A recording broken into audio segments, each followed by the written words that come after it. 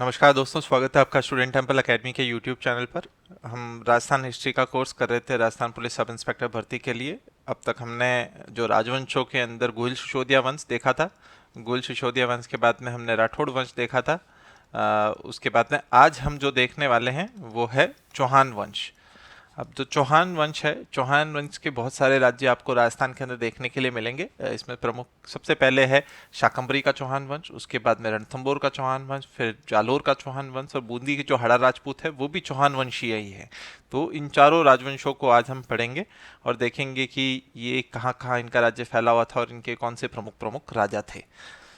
सबसे पहले जो शाकंभरी के चौहान हैं, चौहानों का उदय कहाँ से हुआ। बिजोलिया का जो शिलालेख है वो कहता है कि सांबर झील का जो प्रवर्तक था वासुदेव, जिसने सांबर झील को बनाया था, वो चौहानों के आदि पुरुष थे। चौहान जो थे वो प्रतिहारों के सामंत थे पहले। उसके बाद में जो गवक प्रथम हुए उन्होंने एक स्वतंत्र राज्य बनाया। गवक प्रथम ने ही हर्षनाथ का मंदिर जो है उसका निर्माण भी करवाया था। इसके बाद में वाकपति राज करके एक राजा हुए थे जिन्होंने प्रतिहारों को परास्त किया। फिर विग्रहराज द्वितीय करके एक थे जिन्होंने चालुक्य राजा मूलराज को हराया। तो ये इनका पहले की जो हिस्ट्री थी जो चौहानों की, उसके बारे में है। इनके राज्य को पहले शापादलाक्ष कहा जाता था, या शाकंभरी कहा जाता था। तो शापादलक्ष और जांगल प्रदेश के ऊपर ये राज्य करते थे। जांगल प्रदेश जो आज का बीकानेर है और शापादलक्ष का जो एरिया है वहां पे ये राज्य करते थे। इसके जो प्रमुख राजा जो कि 12वीं शताब्दी से हमें देखने को मिलते हैं, इसमें सबसे पहले है अजय राज। अजय राज का राज्य 1105 से लेकर 1133 तक था। इन्होंने 1113 के अंदर अजय मेरू की स्थापना की, यानी अजमेर को बसाया। अब आपको कभी ये प्रश्न पूछा जा सकता है, ऑप्शन में दे दे अजमेर, जोधपुर, जयपुर और उदयपुर, तो इसमें सबसे पहले कौन सी बसाई गई, उसके बाद में कौन सी बसाई गई, तो ये आपको पता होना चाहिए। तो ये क्रम आपको पता होना चाहिए। सारी सारी शहर जो है कि वो राजवंशों ने बाद में बसाया था। तो 1113 के अंदर तो अजमेर बसा था। 1498 के अंदर आपका 1459 के अंदर आपका जोधपुर बसा था। उदयपुर का उदयपुर राणा उदय सिंह ने बसाया था, तो करीब करीब 1600 समथिंग में बसाया होगा। और जो जयपुर है वो 1727 के अंदर जय सिंह ने बसाया। तो आपको याद रखना है, सबसे पहले जयपुर बसा था, उसके बाद में जोधपुर बसा था, उसके बाद में उदयपुर बसा था और उसके बाद में जयपुर सबसे लास्ट में बसा था इन चारों शहरों में। अजय राज ने पार्श्वनाथ मंदिर में स्वर्ण कलश रखा था। इनके बाद में जो इनके पुत्र अर्णोराज जो राजा बने, इन्होंने इनका युद्ध गुजरात के कुमारपाल चालुक्य से हुआ था और ये उनसे परास्त हो गए थे। इन्होंने अपने कार्यकाल के अंदर आना सागर झील बनाई। ये आप देख सकते हैं, आना सागर झील बहुत ही सुंदर झील है अजमेर के पास में। तो ये झील इन्होंने बनाई थी। पुष्कर का वराह मंदिर है वो भी इन्होंने ही बनवाया है। तो ये कुछ तथ्य आपको अजय राज और अर्णोराज के बारे में याद रखना है।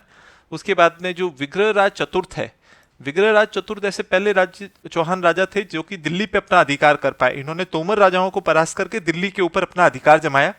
इन्होंने गजनी के खुशर शाह को हराया। जब विदेशी हमला हो रहा था, जब ये दिल्ली के राजा थे, उस समय गजनी के खुशर शाह ने आक्रमण किया था और इन्होंने उसको हराया। इनके दरबार के अंदर हरकेली और सोमदेव नाम के दो व्यक्ति थे जिन्होंने ललित विग्रहराज नाम का एक नाटक लिखा। विग्रहराज चतुर्थ ने ही अजमेर के अंदर एक संस्कृत पाठशाला का निर्माण करवाया था। जब कुतुबुद्दीन ऐबक दिल्ली का शासक बना तो उसने इसको तोड़कर इसी संस्कृत पाठशाला को 2.5 दिन का झोपड़ा एक मस्जिद के अंदर बदल दिया। ये आप देख सकते हैं, क्योंकि आजकल इसके बारे में बहुत न्यूज़ है कि ये पुराना हिंदू मंदिर है, हिंदू संस्कृत पाठशाला है। तो आपको ध्यान रखना है कि जो वो पाठशाला थी वो विग्रहराज चतुर्थ ने बनाई है। आपसे पूछ सकता है परीक्षा के अंदर। और कुतुबुद्दीन ऐबक ने इसे तोड़कर 2.5 दिन का झोपड़ा बनाया। इसके अलावा विग्रहराज चतुर्थ ने आपका बिशलपुर बसाया, बिशलपुर शहर बसाया और बिशलपुर की झील का निर्माण भी करवाया। इनके बाद में आते हैं चौहानों के सबसे जो फेमस या प्रसिद्ध राजा है वो है पृथ्वीराज तृतीय। इनका राज्य 1177 से लेके 1192 तक रहा।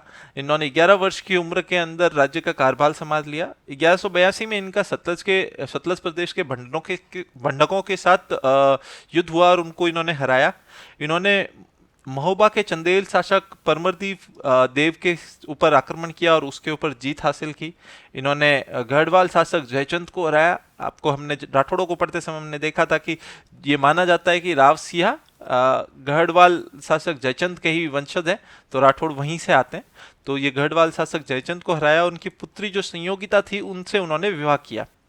फिर 1191 के अंदर जब मोहम्मद गौरी ने आक्रमण किया तो तराइन के प्रथम युद्ध में इन्होंने गौरी को परास्त किया। उसके एक साल बाद में तराइन का द्वितीय युद्ध जब हुआ तो गौरी से इनकी हार हुई।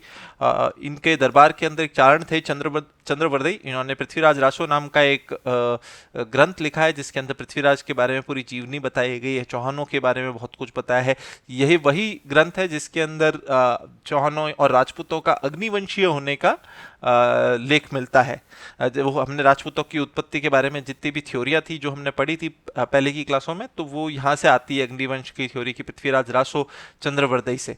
तो चंद्रवर्दई पूरा पूरा उसका वृतांत बताते हैं। इसके अंदर पृथ्वीराज विजय नाम का एक दूसरा ग्रंथ है। अब पृथ्वीराज रासो तो शायद तक नहीं पहुंचे क्योंकि चंद्रवर्दई हर किसी को पता है। पृथ्वीराज विजय जयानक नाम के एक दूसरे व्यक्ति ने लिखा था, ये भी आपको पता होना चाहिए शाकंभरी चौहानों के बारे में। जब तराइन के द्वितीय युद्ध में पृथ्वीराज हार गए तो उसके बाद में शाकंभरी चौहान वंश जो था अजमेर और दिल्ली के ऊपर राज्य करता था वो समाप्त हो गया।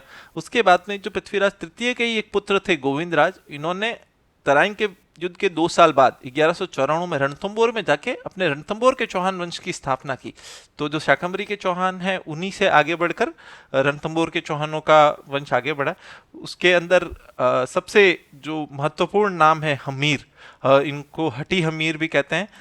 इतिहास के अंदर हमीर बहुत ही प्रतापी शासक रहे थे।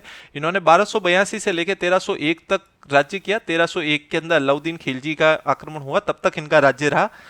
इन्होंने अपने राज्य के काल के अंदर आबू, काठियावाड़, पुष्कर, चंपा आदि को जीता और अपने राज्य का विस्तार किया। इनका राज्य बहुत बड़ा हो गया था उस समय। इन्होंने मेवाड़ के समर सिंह को भी हराया था। तो जो रतन सिंह से पहले राजा थे समर सिंह, उनसे युद्ध किया था और उनको भी इन्होंने परास्त किया था। इनके समय पर 1291 के अंदर जलालुद्दीन खिलजी ने पहला आक्रमण किया, क्योंकि ये दुर्ग ऐसा था, आप इस दुर्ग को देखेंगे कि सामने से इसको दुर्ग को कोई देख ही नहीं सकता है और इतनी खाइयां है आसपास, इस दुर्ग के ऊपर जीत पाना बहुत मुश्किल काम था। तो जलालुद्दीन खिलजी 1291 में आया, बड़ा प्रयत्न किया लेकिन वो असफल रहा। 1299 के अंदर अलाउद्दीन खिलजी खुद आया, अलाउद्दीन खिलजी ने आक्रमण किया, वो असफल रहा।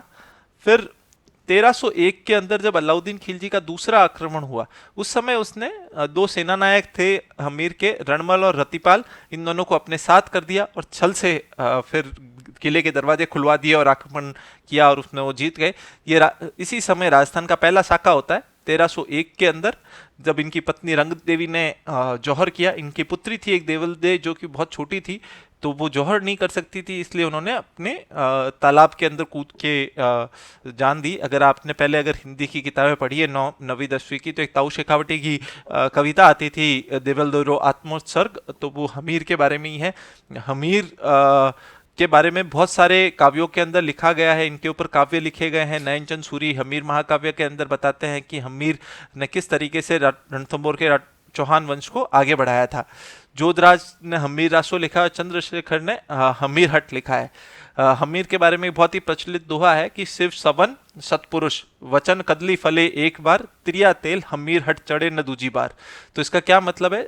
शेर का एक ही बार बच्चा होता है, सतपुरुष एक ही बार अपना वचन देते हैं, कदली यानी केला एक ही बार फल देता है, और तिरिया तेल यानी कि मतलब लड़कियों के ऊपर जो तेल चढ़ाया जाता है शादी के टाइम पे, और जो हमीर का हट है ये सब एक ही बार चढ़ते हैं, ये दूसरी बार नहीं चढ़ते हैं, कि दूसरी बार सोचा नहीं जाता। हमीर जब अपना हट ठान लेते थे तो दूसरी बार नहीं सोचते थे। उन्होंने एक बार ये तय कर लिया था कि मैं खिलजियों के सामने समर्पण नहीं करूंगा, तो वो उन्होंने रखा। और जो साका और जौहर की परंपरा राजस्थान के अंदर पहली देखने को मिलती है वो हमीर के समय में ही देखने के लिए मिलती है रणथंबोर में। इसके बाद में जो दूसरा आक्रमण है वो मेवाड़ के ऊपर हुआ, और जो दूसरा साका है वो पद्मिनी का जौहर इतिहास में माना जाता है।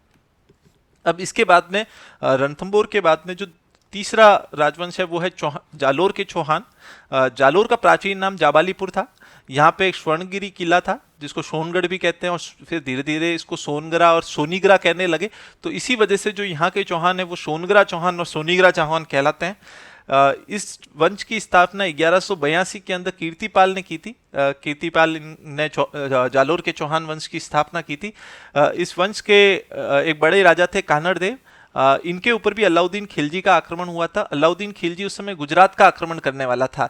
तो ये दिल्ली है आपका, ये आपका गुजरात है। तो दिल्ली से गुजरात जाते समय या रास्ते के अंदर जालोर पड़ता है, ठीक है, ये जालोर राज्य हुआ करता था। तो इन्होंने अलाउद्दीन खिलजी ने रास्ता मांगा तो इन्होंने कहा नहीं, हम आक्रमण करने के लिए आपको रास्ता नहीं दे सकते क्योंकि ये हमारी सुरक्षा की दृष्टि से ठीक नहीं है। तो फिर अलाउद्दीन खिलजी ने अपनी पुत्री फिरोजा का रिश्ता भेजा था कानड़ देव के पुत्र वीरम देव से विवाह करवाने के लिए, ताकि इनकी संधि हो सके, लेकिन वीरम देव ने उससे विवाह करने से मना कर दिया। उसके बाद में अलाउद्दीन खिलजी लगातार कोशिश करता रहा। अलाउद्दीन खिलजी ने 1308 के अंदर, 3 साल बाद 1308 के अंदर सिवाना के किले पर अधिकार करने के लिए आक्रमण किया। एक सातलदेव नाम के एक सेनापति थे, उनकी किले की रक्षा करते हुए मृत्यु हो गई, वीरगति को प्राप्त हुए। और उसके बाद में अलाउद्दीन खिलजी ने इसका नाम खैराबाद रख दिया, सिवाना के किले को। उसके बाद में 1311 में जालोर के किले के ऊपर आक्रमण किया। एक दैया सरदार थे बीका, जिनके विश्वासघात के कारण जालोर की पराजय हुई और कानड़ देव की वीरगति हुई। और फिर जालोर का जो जौहर हुआ वो 1311 के अंदर हुआ, और इस जालोर का नाम अलाउद्दीन खिलजी ने जलालाबाद रख दिया। तो आप देखेंगे, जैसे कि हमने अब तक देखा कि हमीर के समय भी किसी ने छल किया, हमने देखा था कि रतन सिंह के समय में भी किसी ने छल किया, और जब हम अभी यहाँ कानड़ देव के समय आए तो वहां पे भी किसी ने छल किया। तो ये अलाउद्दीन खिलजी की नीतियां ही ऐसी थी कि वो छल करके अपने शत्रु के जो काम करने वाले सरदार हैं उनको अपने तरफ मिलाकर विश्वासघात के जरिए वो जीतता था। और औरंगजेब, इस अलाउद्दीन खिलजी के समय ही अधिकतर साके हुए हैं, जैसे कि आपने देखा रणथंभौर का, जालोर का, और आपका मेवाड़ का। इसके बाद में हम देखेंगे जैसलमेर का शाखा भी इसी के समय होता है। इसके बाद में हम बढ़ते हैं चौथे चौहान वंशीय राजपूत, जो कि हाड़ा राजपूत है। ये बूंदी राज्य के अंदर बसा हुआ है। तो बूंदी का नाम बूंदा मीणा के नाम पे रखा गया है। कहा जाता है कि हाड़ा राजपूतों से पहले यहाँ पे मीणा रहते थे। रणपुर के लेख में इसको वृंदावती नाम से भी बोला गया है। तो आपको याद रखना है, प्राचीन नाम बहुत बार एग्जाम्स में पूछे जाते हैं कि इस जिले का, इस राज्य का प्राचीन नाम क्या था। तो 1241 में रावदेया ने मीणों को हराकर बूंदी राज्य की स्थापना की। बरसिंह हाड़ा ने तारागढ़ किले का निर्माण कराया था। ये तारागढ़ किला है, बहुत ही सुंदर किला है बूंदी के अंदर। तो इसका निर्माण बरसिंह हाड़ा ने कराया था। उनके बाद में एक राजा थे सुरजन सिंह, इन्होंने अकबर की अधीनता स्वीकार कर दी। 1570 के आसपास जब अकबर का नागौर दरबार था तो मान सिंह ने इनको कहा कि आप, मान सिंह जयपुर के राजा हैं, हम उनको ही पढ़ेंगे जब जयपुर राजवंश पढ़ेंगे। तो उन्होंने उनको कहा कि आप चलिए अधीनता स्वीकार कर दीजिए। तो सुरजन सिंह जी ने वहां पर जाके अकबर के साथ अपनी संधि कर ली। इसके बाद में 1631 के अंदर, क्योंकि अब मुगल अधीनता के अंदर थे तो मुगल बादशाह का कंट्रोल चलता था राज्य के ऊपर, तो शाहजहां ने कोटा को बूंदी से अलग कर दिया। इससे पहले कोटा बूंदी एक ही राज्य था, लेकिन 1631 में जब शाहजहां ने कोटा और बूंदी को अलग कर दिया और माधो सिंह को नए राज्य के रूप में राज्य दे दिया। यहाँ पे एक बड़ा अच्छा स्मारक है, 84 खंभों की छतरी। ये छत्रसाल हाड़ा के याद में बनाई गई है। छत्रसाल हाड़ा शामूगढ़ के युद्ध में शहीद हुए थे। ये जब औरंगजेब ने शाहजहां के खिलाफ विरोध कर दिया था, विद्रोह कर दिया था, तो शाही सेना की ओर से औरंगजेब के खिलाफ लड़े थे शामूगढ़ के युद्ध में 1658 में, और वीरगति को प्राप्त हुए। और इनकी 84 खंभों की ये जो छतरी है यहाँ पे बनी हुई है।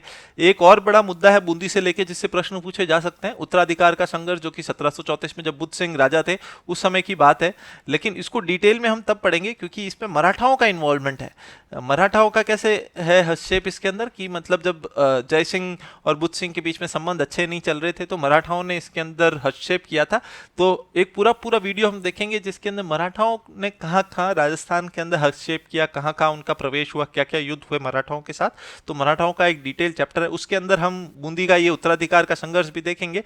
तो आप चिंता मत कीजिए, ये पूरा प्रकरण वहां पे हम कवर करेंगे। तो इसके साथ आपका चौहान वंश कंप्लीट होता है। चौहान वंश के अंदर यही तथ्य है जो आपको याद रखना है, इससे ज़्यादा कुछ याद रखने की जरूरत नहीं है आपके एग्जाम के लिए।